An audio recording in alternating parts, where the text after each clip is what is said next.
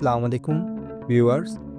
আজকে আপনাদের মাঝে যে ফেসবুক গ্রুপটির সংক্ষিপ্ত পরিচিতি তুলে ধরলাম, সেই গ্রুপটির নাম পূর্ব জুরাইনবাসী। সুতরাং বুঝতে পেরেছেন, পূর্ব জুরাইনে বসবাস করে তাদের জন্য এই গ্রুপটি তৈরি করা হয়েছে।